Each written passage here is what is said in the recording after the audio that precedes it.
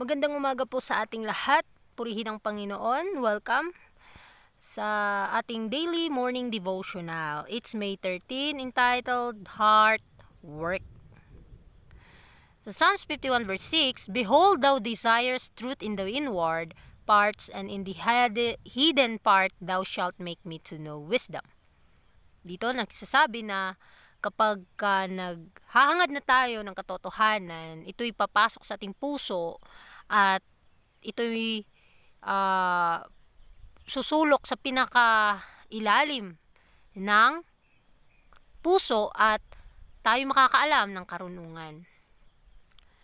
Truth must become truth to the receiver to all intent and purposes. It must be stamped on the heart. With the heart man believeth unto righteousness, and with the mouth confession is made unto salvation. So, ang katotohanan, kapag ito'y tinatanggap ng tao, malaki itong impluensya sa kanyang buhay at magpapabanal ito sa kanyang puso. At ang puso na nananampalataya sa katwiran, ang kanyang mga bibig ay magbibigay ng sanaysay tungo sa kaligtasan. So, kinakailangan na unawain natin ang mga katotohanan ito upang ang ating pangunawa o ang ating kaalaman patungkol dito ay mas lumago. Pag-aralan pa po natin ito upang ang Panginoon ang siyang kikilos sa ating mga puso at lagi siyang naka-abide sa ating buhay. Thou shalt love the Lord thy God with all thy heart, and with all thy soul, and with all thy mind, and with all thy strength. This is the service that God accepts. So ito yung gusto ng Panginoon sa atin, na kapag minahal na natin ang ating Panginoon ng buong puso, buong kaluluwa, ng buong pag-iisip, at ng buong lakas, ito ang katanggap-tanggap na serbisyo na ating inialok sa Kanya. So, kinakailangan, anuman yung purpose natin dito sa mundo, anuman ang hinahangad natin, ay mabago ito tungo sa makalangit. At anuman ang gusto ng Panginoon sa atin, magagampanan natin dahil ito'y Kanyang kalooban. The heart is the citadel of the being. And until that is wholly on the Lord's side, the enemy will gain constant victories over us through his subtle temptation. So, kapag tayo ay nagiging pabaya, kung tayo ay nagiging pabaya sa pag-aaral ng mga salita ng Diyos, tayo ay magiging walang pakinabang. At ang kaaway papasok sa ating isip at dito siya makakapanagumpay sa kanyang mga tukso sa atin. Kaya kinakailangan na nakaset ang ating mind sa mga bagay na makalangit upang hindi tayo mangamba o hindi tayo mawala sa daan kung saan man tayo pupunta. Full and abundant is the provision that has been made that we may have mercy, grace, and peace. Why? Then do human beings act as if they entertain the idea that the truth is a yoke of bondage?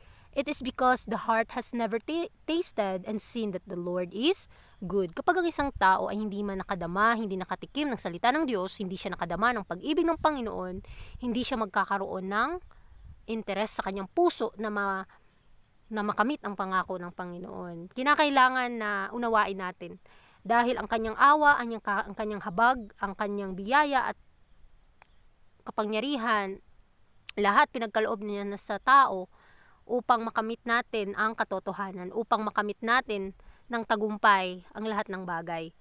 At bakit pa maraming mga tao ngayon nagnanais na maging mayaman, temporary, ngunit hindi sila nagnanais na maangkin ang kayamanan sa pangawalang hanggan?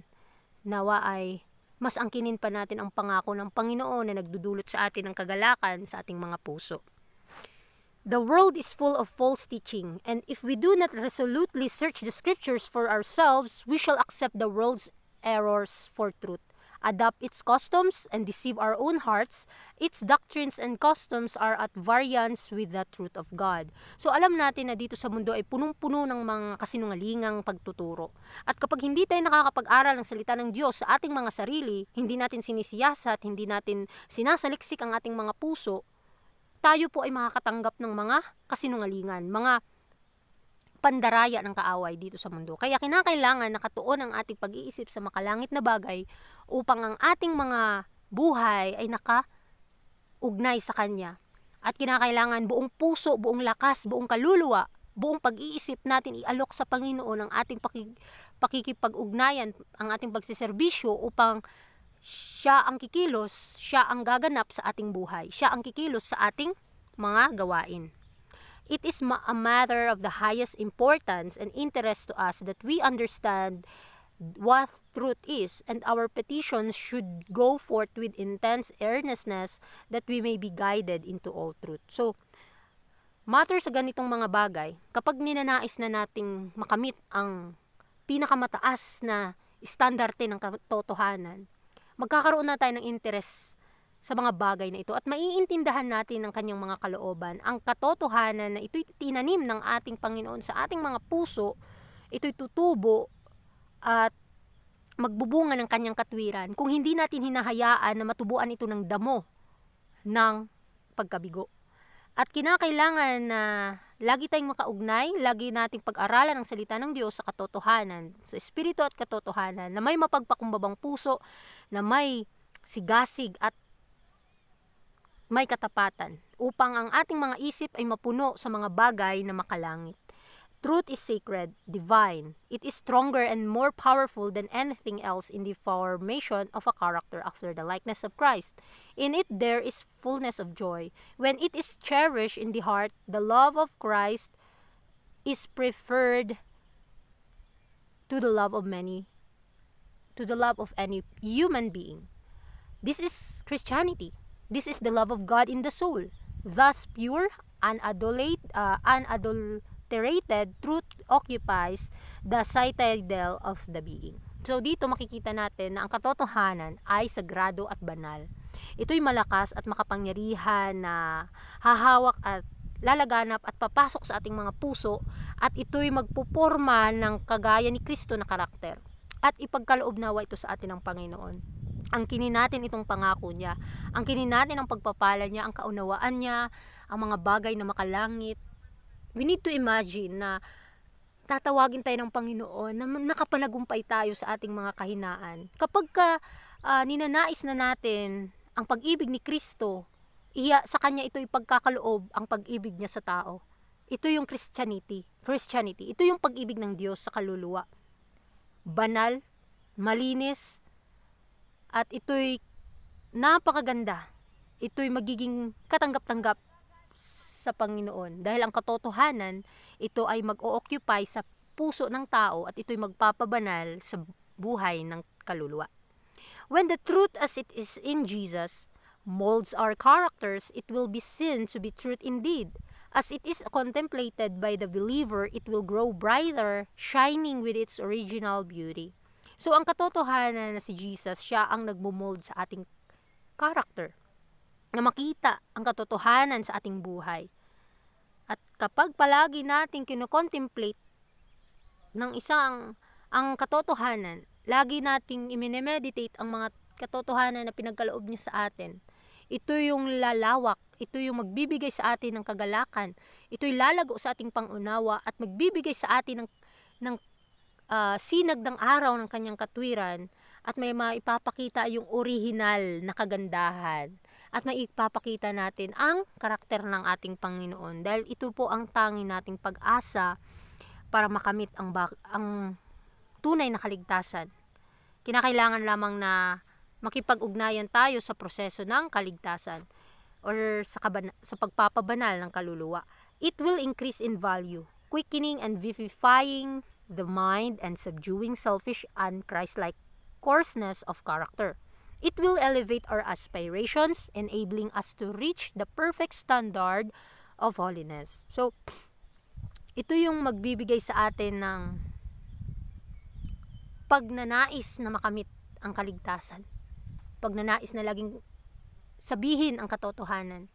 Pagnanais na punuin ang ating mga puso ng kanyang pag-ibig. May papakita natin ang pag-ibig ni Kristo sa mga tao. Ang katotohanan lamang ang makakagawa nito. At tandaan natin, kapag ang katotohanan ay lumawak na sa ating mga puso, mawawala na ang ating selfish, ang hindi Kristong pag-uugali. Mawawala na yan. Mamamatay na tayo, mga kapatid, sa ating kalagayan sa kasalanan at mabubuhay tayo sa katwiran ng ating Panginoon, sa kanyang pagpapabanal sa ating buhay. Kinakailangan lamang na angkinin natin ang mga pagpapala na ito'y nagbibigay sa atin ng kaunawaan, kagalakan, at tunay na pag-asa sa buhay. Kaya nawa ang ma-increase ito sa buhay natin. Ito'y ma-develop sa ating pag-iisip at makita natin ang katotohanan dahil ito'y nagpapatibay ng kaisipan. So sa ating pag-aaral sa umagang ito, nawa ay bigyan natin ng lugar si Kristo sa ating mga puso upang siya ang kikilos, siya yung magpapakita sa atin ng mga bagay na magbibigay kalugod-lugod sa paa ng Ama, sa paningin ng ating Diyos sa langit. Tandaan natin, we are spectacle between man and angels. Upang maging malinis ang ating talaan sa langit, kinakailangan na maging maingat po tayo sa ating mga sasabihin, sa ating mga iniisip, sa ating mga imahinasyon, sa ating mga nararamdaman, o ano paman ang ating mga plano sa buhay. Naway makiugnay tayo sa ating Panginoon upang makapanagumpay po tayo sa lahat ng mga kahinaan. Angkinin po natin ang mga bagay na hindi nakikita. Sampalatayanan po natin itong maaangkin natin ito, at as well as mga temporary din na mga bagay. Ipagkakaloob niya yan sa iyo kung tayo ay tapat sa maliliit na bagay. Kaya muli, maraming salamat sa inyong pakikinig at magandang umaga sa ating lahat.